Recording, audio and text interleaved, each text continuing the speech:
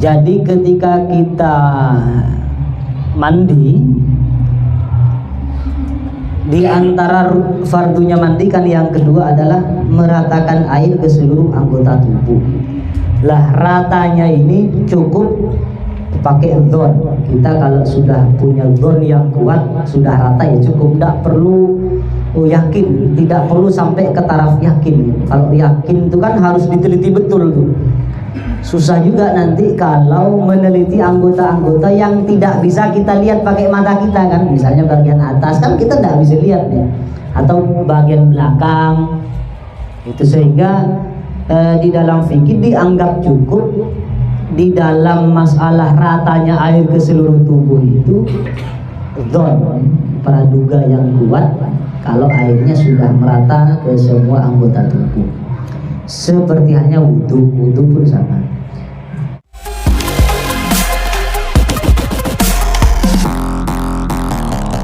Qala al-mu'allif rahimahullahu ta'ala wa nafa'na bihi wa bi 'ulumuhi fid dharain amin. Bismillahirrahmanirrahim. Wa farduhu, adapun fardunya ghusl, ail ghusli artinya mandi, syai'ani itu ada dua. Ahaduhuma, adapun salah satunya syai'ani, niyatu raf'il janabati, ialah niat menghilangkan janabah, lil junubi, bagi orang yang junub, awil haidi, atau niat menghilangkan haid, lil haidi, bagi perempuan yang haid. Ai raf'i hukmihi, artinya menghilangkan hukumnya kullim minal janabah wal haid. Au niyatu adai fardil ghusli, atau niat melakukan fardunya mandi. Au raf'a hadasin, atau au raf'i hadasin, atau menghilangkan hadas. Awit taharati, atau niat taharah anhu, dari hadas. Au adaul ghusli, atau niat adaul ghusli. Wa kadza, dan begitu juga adaul ghusli. Al-ghuslu, adapun niat mandi, lis-sholati, karena untuk melaksanakan sholat. Lal ghuslu bukan niat mandi saja, fakot hale saja.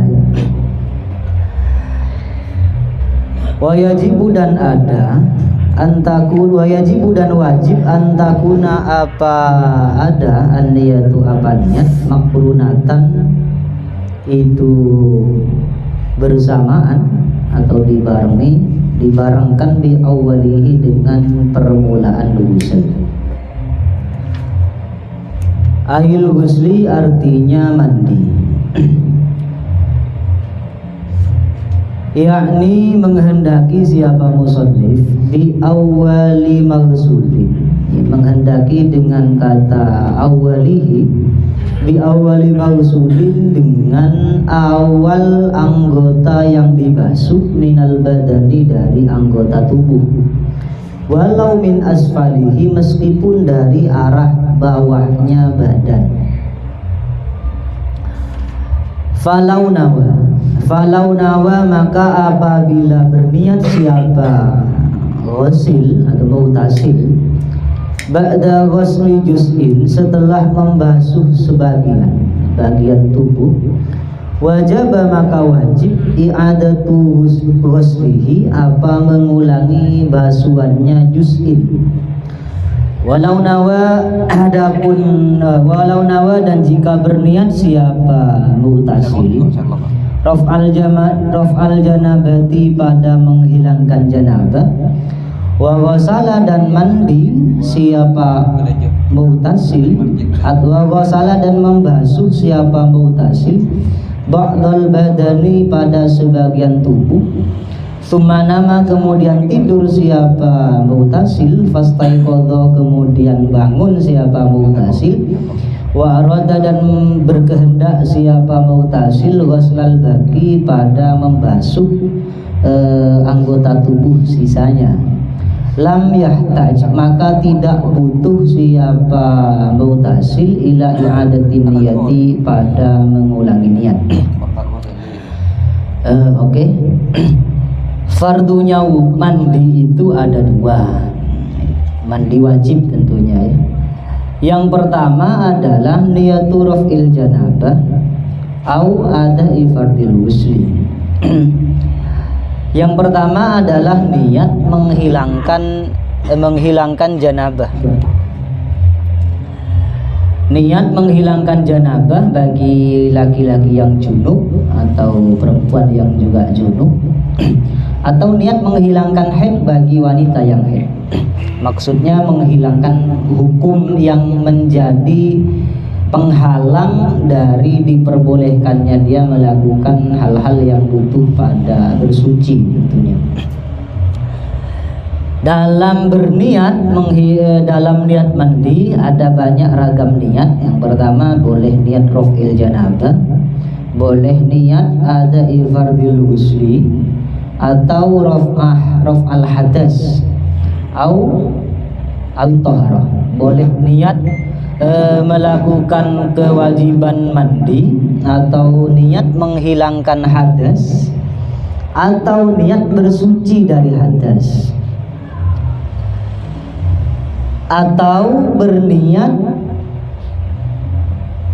mandi agar diperbolehkan sholat, itu juga boleh. Yang tidak boleh itu kalau cuma niat mandi saja, itu tidak boleh, karena nanti ada keserupaan dengan mandi yang bukan wajib, kayak mandi biasa ya. Kemudian wa yajibu an takuna niyatu makrunatan bi awalihi. Kapan niat itu? Niat mandi itu harus bersamaan dengan awal pembasuhan anggota tubuh. Misalnya mau mulai dari atas ya, berarti ketika air sudah disiramkan ke anggota tubuh, niat harus ada. Niat mau menghilangkan janabah kalau junub. Kalau haid berarti menghilangkan haid atau menghilangkan hadas besar, boleh, terserah ya. Yang penting tempatnya tahu. Meskipun walau min asfalih, meskipun dibasuh atau memulai mandinya dari arah bawah, misalnya dari kaki dulu baru ke atas. Andaikan ada orang yang gaya mandinya aneh gitu, unik ya, dia pingin dari bawah gitu, jadi kayak ada tempat kolam mandi besar, kemudian dia lompat gitu kan, sehingga kan yang kena duluan adalah dari bawah. Maka ketika anggota yang bawah itu kena, maka langsung niat. Falau nawa ba'da ghusli juz'in wajaba i'adatu ghuslihi.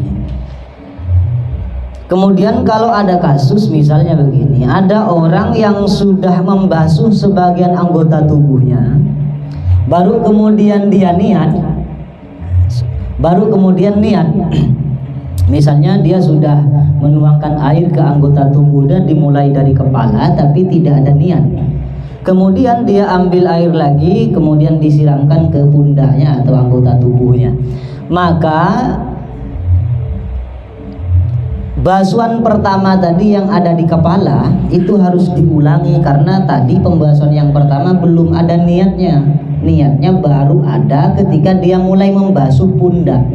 Jadi ke atas ini belum diniati, sehingga nanti dia harus disiram lagi. Nah itu harus disiram ulang yang bagian kepala yang belum niat, yang belum niat mandi.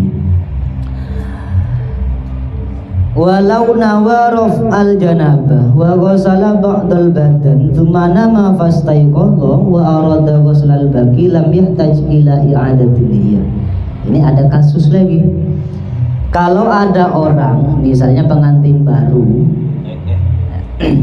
biasa pengantin baru kan diam di rumah mertua. Kalau mau mandi langsung takut ketahuan kan, anaknya langsung dihajar kan gitu.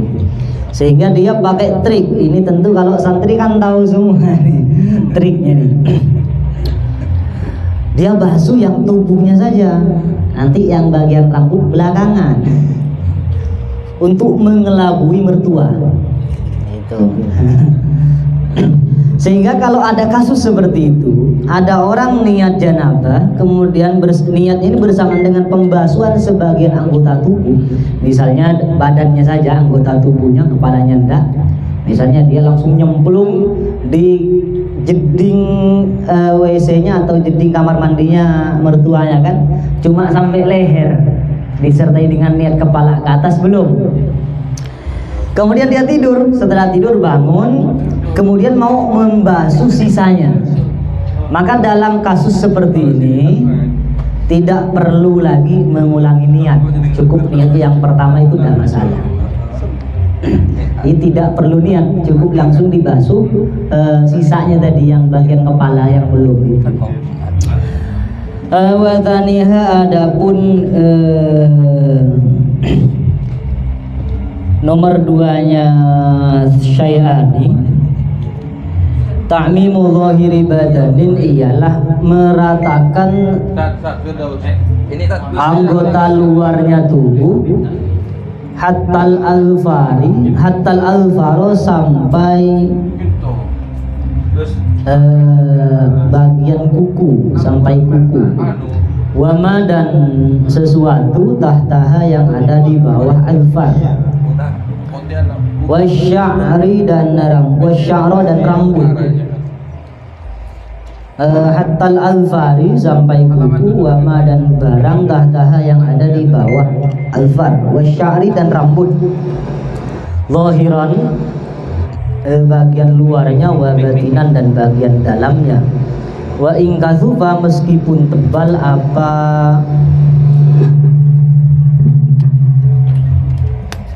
wa in kathufa meskipun tebal apa sya'r. Wa ma dan perkara zahara yang nampak apa ma min nahwi manbati sya'ratin, berupa misalnya tempat tumbuhnya rambut, zalat yang hilang apa sya'rah qabla wasliha sebelum membasuh sya'rah.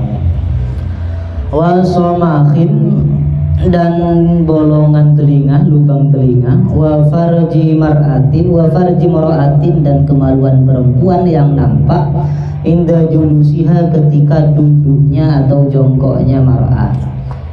Duduk ala qadamaiha atas kedua tumitnya mar'at. Wa syukukin dan yang wajib lagi untuk tersampainya air ketika mandi adalah pecahan-pecahan kulit ya. Biasa kan kalau ada orang tua atau orang yang biasa di bagian kakinya, di bagian bawah itu ada yang pecah-pecah. Nah, itu harus kena air kalau mandi wajib, kalau mandi besar. Wa batini judriyin dan bagian dalamnya cacar, orang yang mungkin kena penyakit gudik atau yang lain yang gatal-gatal, bagian dalamnya juga harus terbasuh sampai air, kena air. Kalau infataha yang terbuka apa roksuhu, bagian atasnya judriyin, kalau misalnya cacarnya itu sudah pecah ya, jadi sudah pecah. Kalau belum pecah ya tidak wajib disobek ya. Tapi kalau sudah pecah maka air harus masuk ke dalam. Labatinu urhatin, tidak wajib apa bagian dalamnya luka bariat yang sudah sembuh apa urha. Wartafa dan hilang kosyruha apa kulit luarnya urha. Walam yadhar dan tidak nampak syai'un apa sesuatu mimma dari perkara tahtahu yang ada di bawah, di bawahnya apa tadi, kosyriha. Wa yahrumu dan haram fatkul multahimi apa menyobek atau menyobek anggota atau jari tangan atau kaki yang lengket. Misalnya kan ada kadang orang jari-jarinya lengket ya, itu tidak usah dipaksa kemudian disobek sehingga menyakiti diri kalau mau mandi.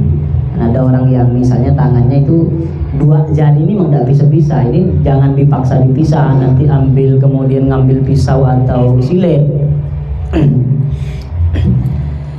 Wama dan barang tahta kulfatin yang ada di bawah kulub. Nah, ini kulub. Memang bahasa Indonesia kulub ya. Biasa ada anak laki-laki yang belum sunat itu kan ada kulit yang menutupi hasyafahnya. Nah, yang menutupi helmnya itu namanya kulfah. Berarti kulub jadi bahasa Arab.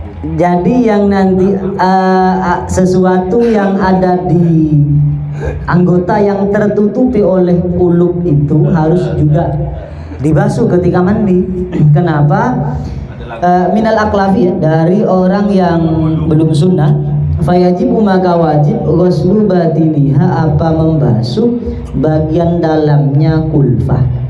Liannaha, karena sesungguhnya kulfah mustahiqqatul izalati, itu berhak dihilangkan, wajib dihilangkan. La batini sya'rin, bukan bagian dalamnya rambut. In aqada, yang menjadi terikat apa sya'ar binafsihi, dengan sendirinya sya'ar. Wa in kathura, meskipun banyak apa sya'ar.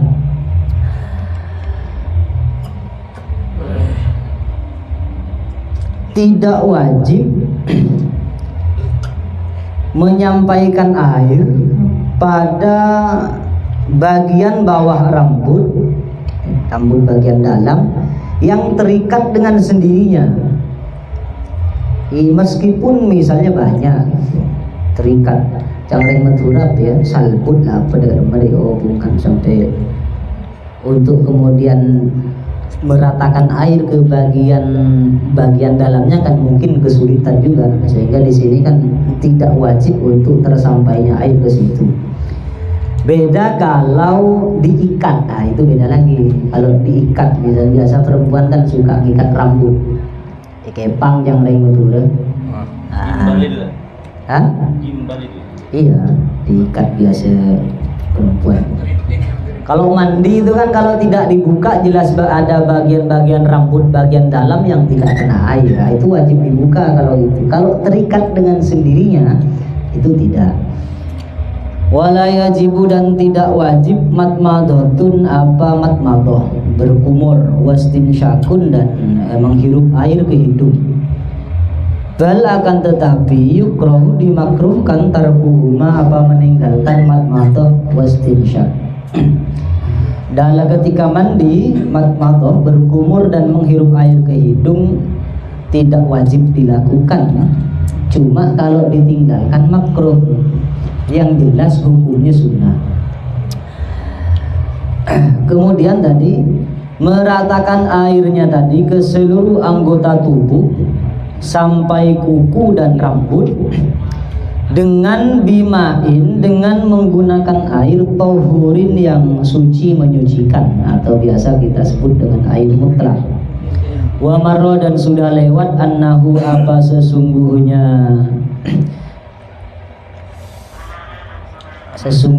kelakuan ya, apa ya, domir sya'an biasa maknanya. Kalau bahasa Indonesia tidak ada maknanya bagi.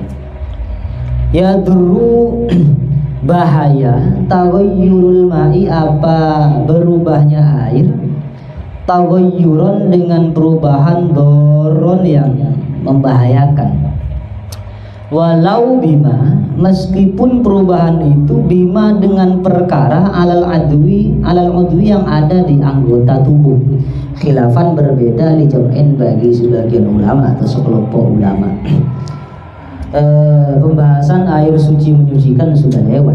Bahkan di dalam bab air itu sudah dijelaskan bahwa perubahan air yang perubahan itu kategori perubahan yang banyak, atau di sini dibahasakan perubahan yang doron, yakni perubahan yang merusak kemutlakan air. Walau bima alal udwi, meskipun perubahan itu disebabkan oleh sesuatu yang ada pada anggota. Ini juga penting untuk kemudian kita sampaikan. bahwa air kalau berubah dan perubahan itu parah, artinya sampai tidak disebut air mutlak, meskipun perubahan itu sebab misalnya air sabun, kita mandi ini kan biasa pakai sabun, pas air sabun itu ternyata merubah kemutlakan air, itu bahaya. Maka untuk lebih hati-hati saat mandi, ini tentu sahabat-sahabat sudah tahu semua, cuma karena siapa tahu ini bisa tersampaikan keluar. Kalau mandi ya, misal tidak niat pertama kali menyiramkan air ke anggota tubuh, niatnya nanti setelah sabun-sabun yang ada pada tubuh sudah hilang, baru diambil air lagi siram, baru niat. Khawatir nanti kalau pas kita pakai sabun banyak busanya, kemudian kita niat mandinya waktu itu, khawatir airnya ini berubah dengan perubahan yang kemutlakan airnya hilang, atau di sini disebut perubahan air yang membahayakan. Jadi kalau tidak awal sekali niatnya, ya nanti pas busa-busa sabun yang ada pada tubuh hilang, kita niat mandi wajib. Wa yakfi, dan cukup dhannu umumihi, apa dhon ratanya air, ail ma'i artinya air, alal basyarati atas kulit, wasyari dan rambut, wa illam yatayaqqan, meskipun tidak yakin siapa man atau siapa mutasilhu pada umumihi, fala yajibu, maka tidak wajib tayakkunu umumihi, apa yakinnya ratanya air, bal akan tetapi yakfi cukup ghalabatul dhanni, apa terjemahnya ghalabatul dhanni, kuatnya praduga ya, bihi dengan umumihi, fihi di dalam ghusl, kalau wudhu seperti hanya wudhu. Jadi ketika kita mandi, di antara fardunya mandi kan yang kedua adalah meratakan air ke seluruh anggota tubuh. Lah ratanya ini cukup pakai dhon. Kita kalau sudah punya dhon yang kuat, sudah rata ya cukup, tidak perlu yakin, tidak perlu sampai ke taraf yakin. Kalau yakin itu kan harus diteliti betul tuh. Susah juga nanti kalau meneliti anggota-anggota yang tidak bisa kita lihat pakai mata kita kan, misalnya bagian atas kan kita tidak bisa lihat ya, atau bagian belakang itu, sehingga di dalam fikih dianggap cukup di dalam masalah ratanya air ke seluruh tubuh itu dhon, praduga yang kuat kalau airnya sudah merata ke semua anggota tubuh. Seperti hanya wudhu pun sama. Ini mau dibaca sampai mana? Sudah ya? Wa sunnah wallahu alam. Saya kembalikan kepada moderator. Kita bahas kalau memang ada perlu-perlu yang kita bahas dan lain sebagainya. Wallahu alam.